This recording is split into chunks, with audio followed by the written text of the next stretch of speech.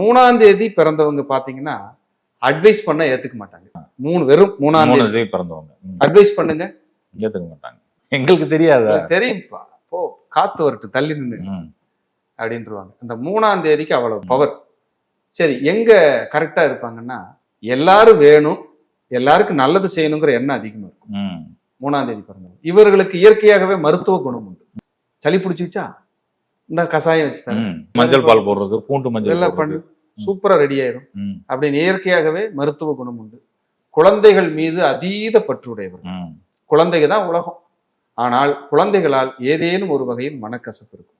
சின்னதா ஏதோ ஒரு டெவலப்மெண்ட்லயோ எதுலயோ ஒரு கசப்பு, ஒரு போராட்டம் இல்லாம இவங்க வாழவே இல்லை. 3ஆம் தேதி பிறந்தவங்க நிறைய பேருக்கு 3ஆம் தேதி பிறந்தவங்களுக்கு ஃப்ரூட்ஸ் ரொம்ப பிடிக்கும். இந்த 3ஆம் எண்ணில் பிறந்தவர்களுக்கு ஆடை ஒழுக்கம் என்பது பக்காவா இருக்கும். சும்மா இந்த கஜமுஜா ட்ரெடிஸ் அதெல்லாம் போட்டுக்க மாட்டாங்க. ஆடை ஒழுக்கம் கரெக்டா இருக்கணும். ட்ரெஸ்ல ஒரு டிசிப்ளின். பெண்களா இருந்தாலும் சரி, ஆண்களா இருந்தாலும் சரி. இல்லைன்னா இவங்க வெளியிலேயே வரமாட்டாங்க.